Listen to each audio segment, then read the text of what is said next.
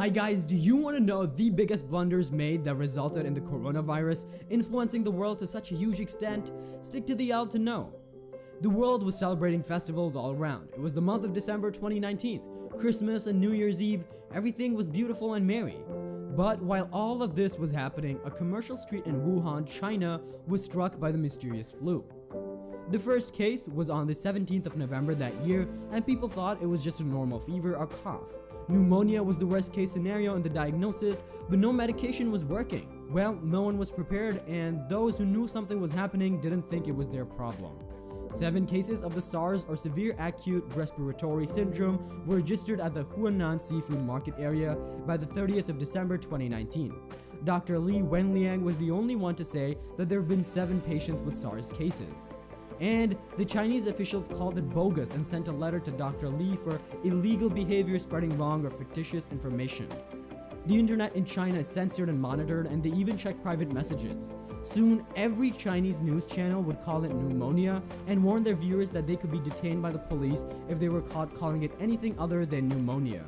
These were the early stages, and even though things were gradually getting out of hand and pneumonia was spreading on a larger scale, January 1st, 2020, and the Wuhan market was the first to experience lockdown. But we cannot blame it on them, as they were just reporting what was reported back from China. But it would not take a genius to know that this epidemic was spreading through humans. 10th of January 2019. They said that the infection is largely under control, but with their choice of words, we could tell that they were just assuming that was the third mistake. Chinese New Year is a very auspicious day, and a small infection will not stop the public. So, the festival is very grand, and all the family members from all over the world come together like a huge family reunion. And sure enough, a neighborhood in Wuhan saw a huge banquet hosted by a family where 40,000 people came together to celebrate. Now, there is a Chinatown almost everywhere in the world, and on this auspicious day, many Chinese people either enter or leave China to pay a visit to their families abroad. January 20th, 2019, and they wrote, "There have been a human-to-human transmission and infected medical workers." That was late news, and WHO didn't do better.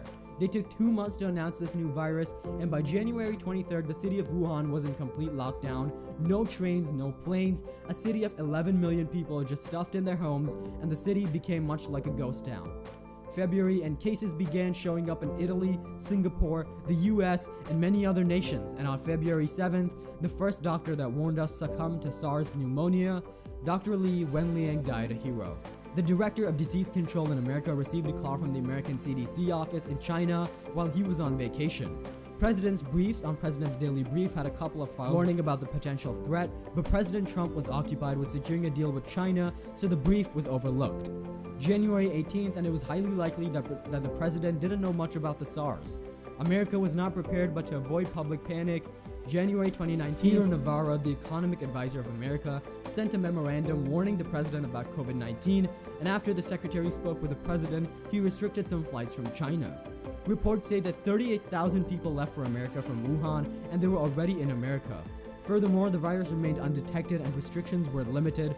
No one knew if the abomination had entered the border. Now, the COVID test had a glitch, and that might be the biggest mistake. When the first kits were sent to America, one of these companies was contaminated. The CDC had to remanufacture everything again, and this was a setback for weeks, if not months, and the cases were growing. Iran would be the country to face the worst of it. Iran had a lot of Western sanctions, so they do a lot of business with China, and there are a lot of Chinese immigrants in Iran who would have gone for the New Year's and returned. So, this was what happened at the beginning of the outbreak of the virus. Let me summarize it for you. The first known case was declared a fiction. The World Health Organization made the second mistake, saying there was no clear evidence of human-to-human transmission, wrong information about the spreading of the virus. When China was suffering, people didn't care to notice. No one was serious about the outbreak until it reached dangerous levels, excluding South Korea.